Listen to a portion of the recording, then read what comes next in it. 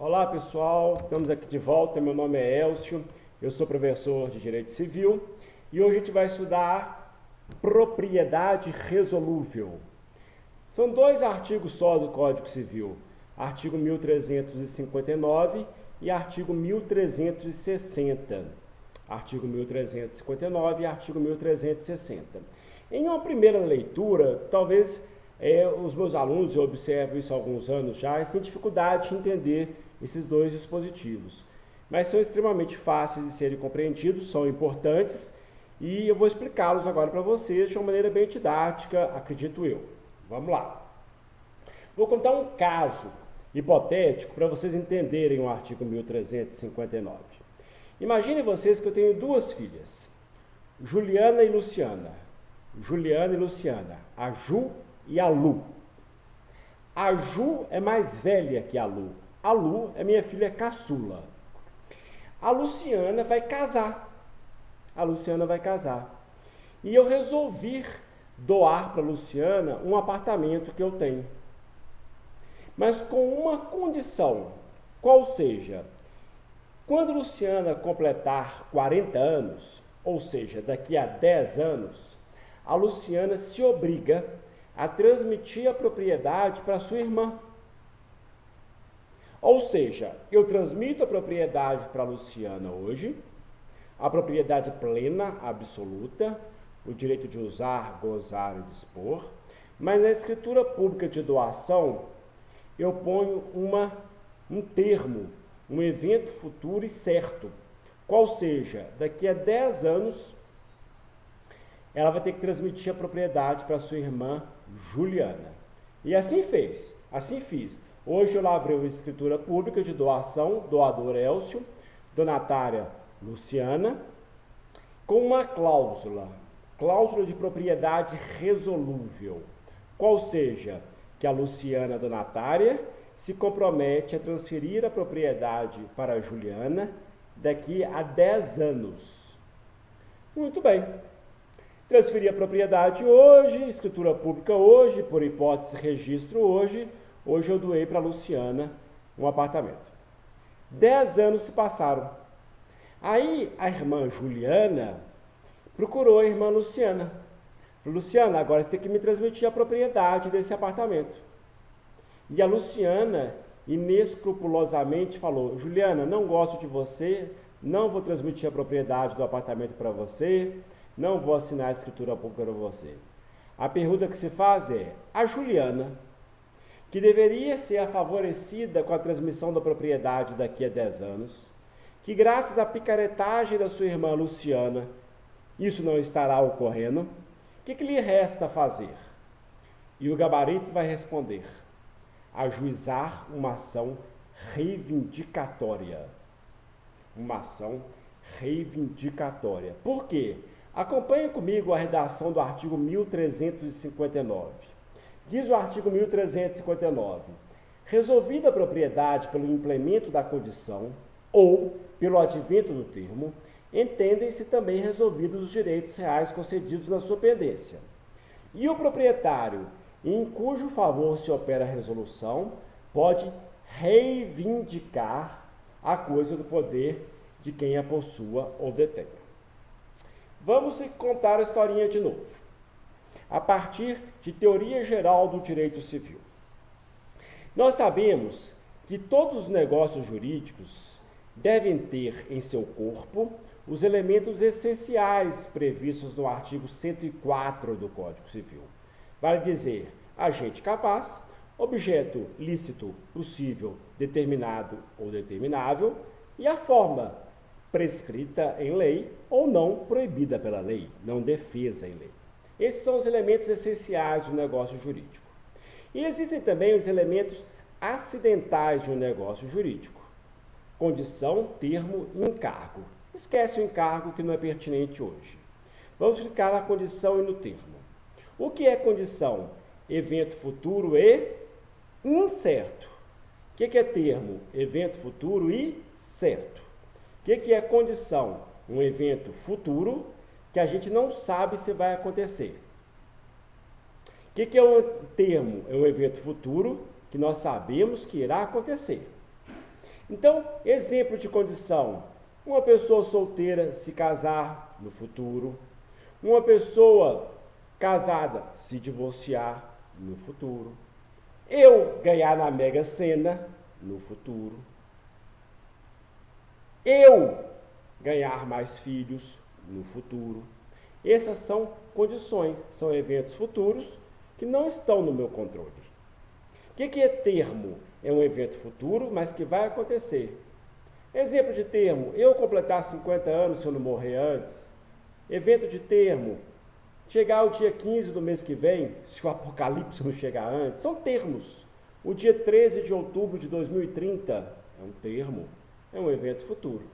E certo, só acontecerá em virtude do apocalipse, que a gente espera que não aconteça muito.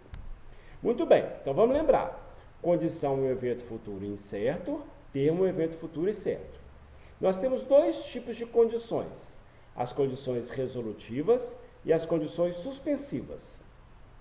O que são condições resolutivas? São eventos futuros e incertos que, uma vez que aconteçam, o negócio jurídico se extingue, o negócio jurídico se resolve. Nós que estudamos direito, a gente usa o verbo resolver como sinônimo do verbo extinguir. Resolver um problema não é extinguir um problema? Resolver um contrato é extinguir o contrato. Resolver o negócio jurídico é extinguir o negócio jurídico. Portanto, condição resolutiva é um evento futuro incerto que, uma vez constatado, uma vez perfectibilizado, o negócio jurídico deixa de existir. O que é a condição suspensiva? É um evento futuro incerto que, uma vez constatado, o negócio jurídico passa a ter efeitos. Por que chama suspensivo? Porque se hoje você celebra um negócio jurídico sob condição suspensiva, esse negócio jurídico, esse contrato, não tem nenhum efeito hoje, ele está suspenso. Ele só vai ter efeitos, ele só começará a gerar efeitos quando o evento futuro se constatar. Então, um exemplo: você que tem 20 anos de idade e é solteiro, eu chego para você e falo assim: quando você se casar, eu te dou um apartamento.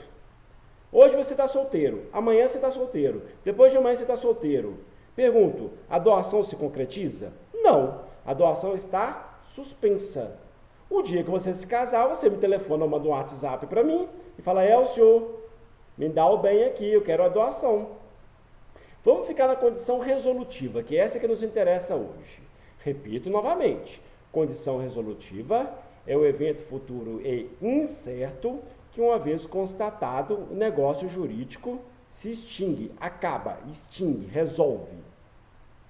Qual que é a diferença para o termo? Na condição resolutiva, o evento futuro é incerto. E no termo, o evento futuro é certo. No exemplo que eu dei da Juliana e da Luciana, era um termo.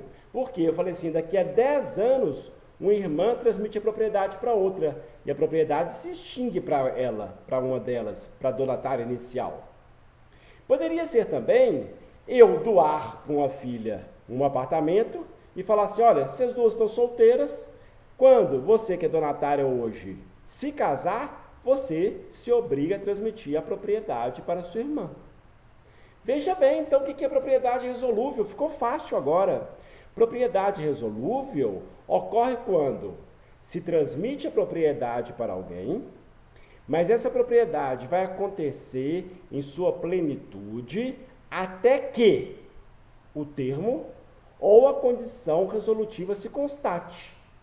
E se eu transmito a propriedade para hoje e falo: ó, daqui a 10 anos você deixa de ser proprietária, ela tem a propriedade hoje? Tem amanhã? Tem. E vai, até o 10º ano se completar. Quando o 10º ano se completar, é um termo, ela deixa de ser proprietária.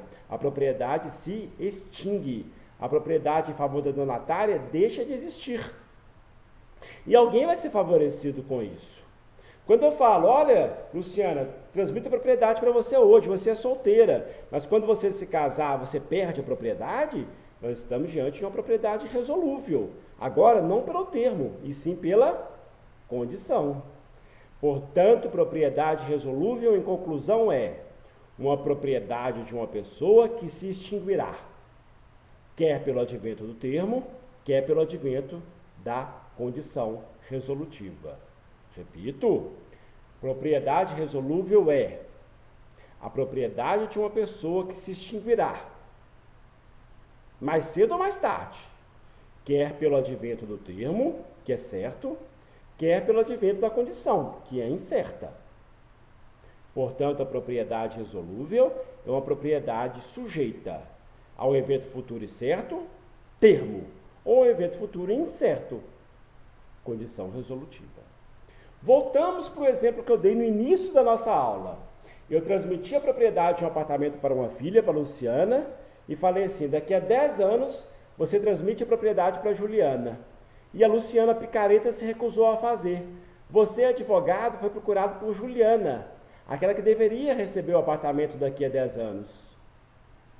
Assim, doutora, eu tenho uma irmã, Picareta, Luciana, está aqui a escritura pública, está aqui a matrícula imobiliária do apartamento, que fala que ela deveria, na semana passada, ter me transmitido a propriedade.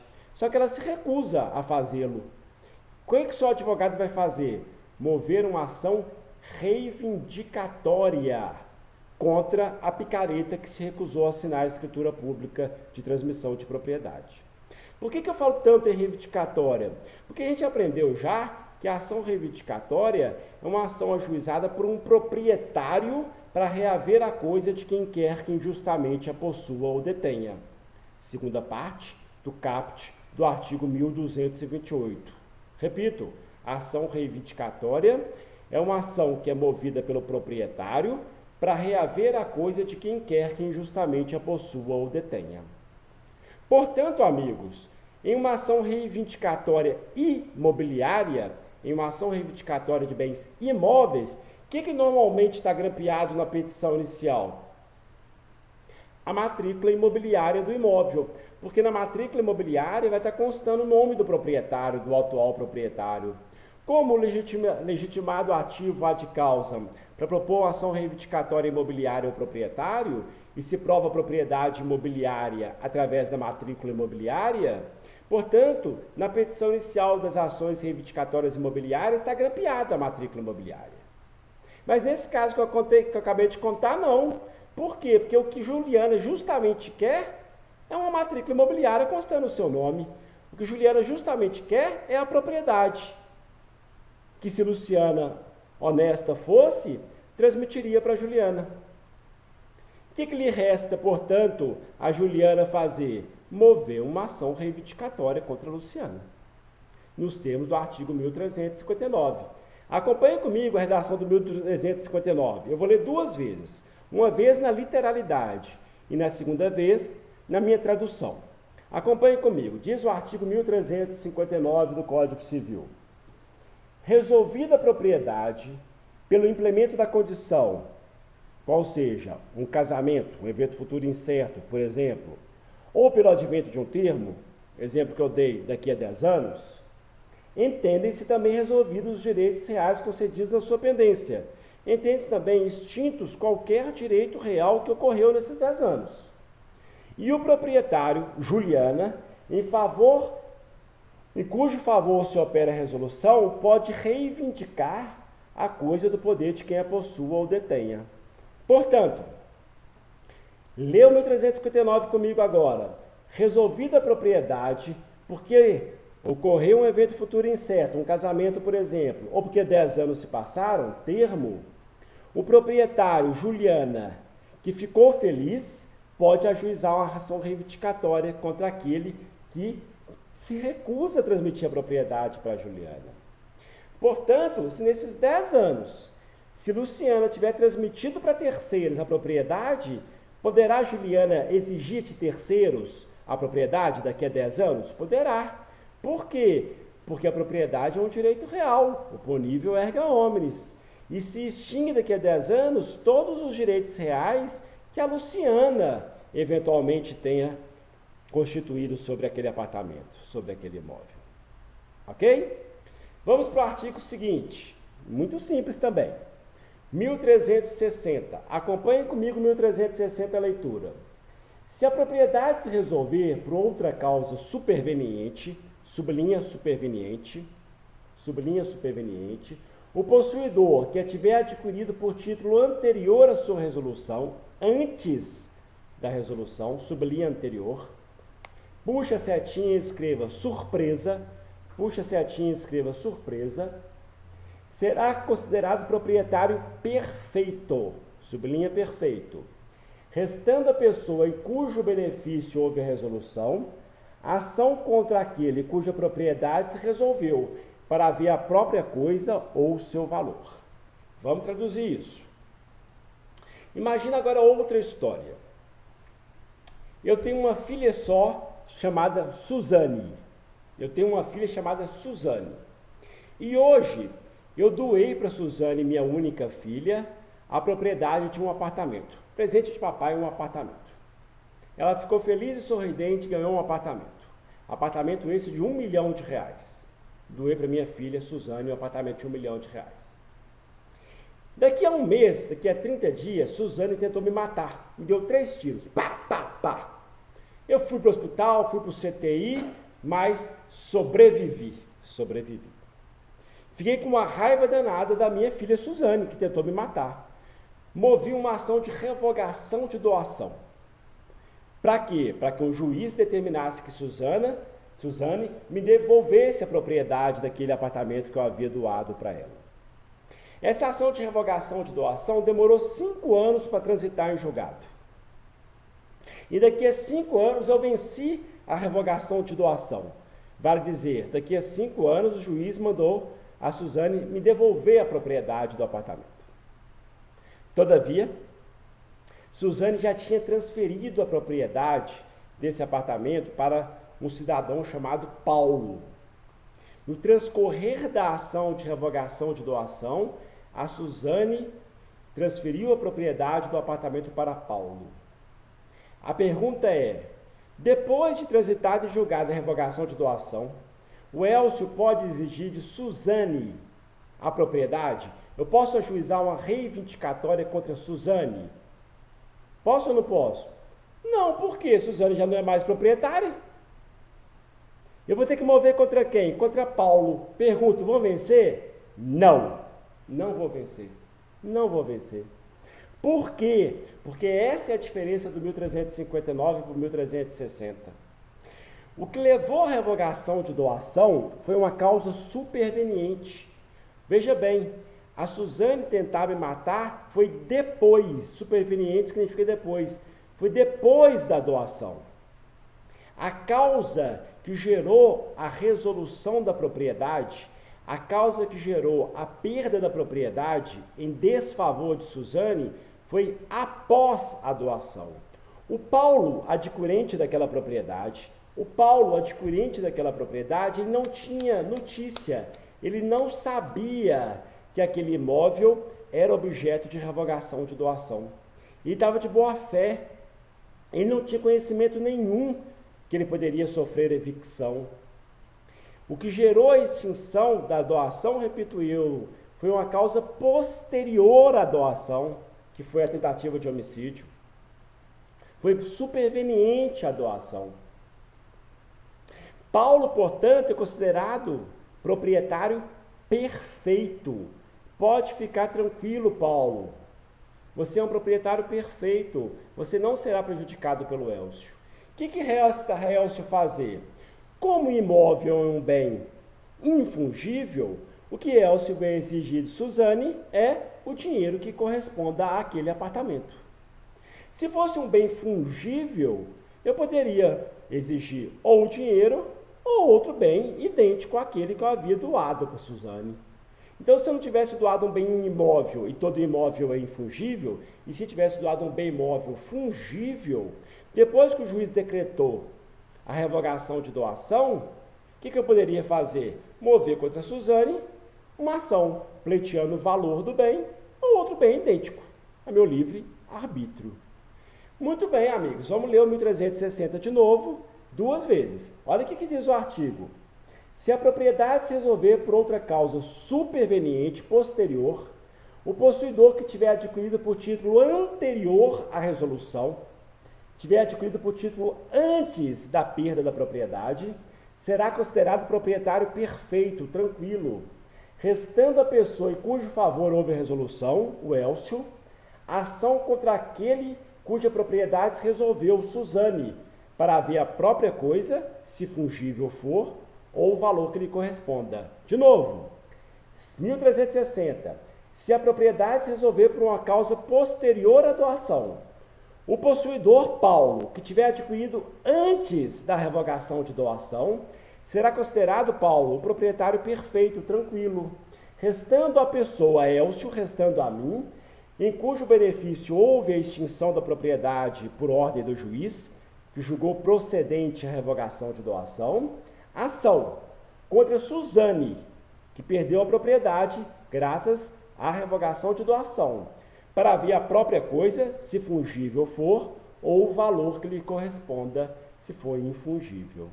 Ok? Está aí o artigo 1360 e 1359. Para acabar o nosso vídeo, leiam e entendam o enunciado 509 do CJF. Enunciado 509 do CJF. Diz o enunciado 509 do CJF. A resolução da propriedade, quando determinada por causa originária, prevista no título, opera efeito ex tunc e erga omnes. Isso é o 1359. Se decorrente de causa superveniente, atua ex nunc e inter partes. Isso é o 1360. Vamos entender. Diz o enunciado 509. A resolução da propriedade, quando determinada por causa originária, prevista no título, opera efeito ex tunc e erga omnes. Veja bem, eu celebrei uma escritura pública de doação e já escrevi na escritura pública. Daqui a 10 anos, Luciana tem que transmitir a propriedade para Juliana. O que vai acontecer? Daqui a 10 anos, a Juliana pode exigir de Luciana, bem como de qualquer pessoa, como é que chama isso? Erga omnes. Pode exigir de Luciana ou de qualquer pessoa a propriedade, inclusive retroativamente. Por quê? Porque o efeito é ex tunc, ele retroage desde a data que Juliana poderia exigir a propriedade. Ou seja, daqui a 10 anos para frente, desde o momento que se opera a resolução de doação, daqui a 10 anos, começa a gerar os efeitos em favor de Juliana, a favorecida, a beneficiária. Portanto, o efeito da resolução da doação, daqui a 10 anos, qual seja, 10 anos se passaram, a partir dali já começa a gerar efeitos exigíveis contra Luciana ou contra qualquer pessoa do mundo. 1359. Vamos para a segunda parte do enunciado. Se decorrente de causa superveniente posterior, atua efeito ex nunc e inter partes. Ou seja, se o motivo que a propriedade foi resolvida, no exemplo que eu dei, a tentativa de homicídio, só a partir da revogação da doação, efeitos dali para frente, efeito ex nunc, que a pessoa beneficiada, no caso eu, com a revogação da doação, posso exigir. E somente de Suzane. Eu não posso exigir de Paulo, porque o Paulo é proprietário perfeito, tranquilo. Então, 1359 gera efeito ex tunc e erga omnes, e o 1360 gera efeito ex nunc e entre partes. O 1359 entre Elcio e todas as pessoas do mundo. O 1360 entre Elcio e Suzane. Ponto final. Espero que tenha esclarecido esses dois dispositivos. Um grande abraço, bons estudos.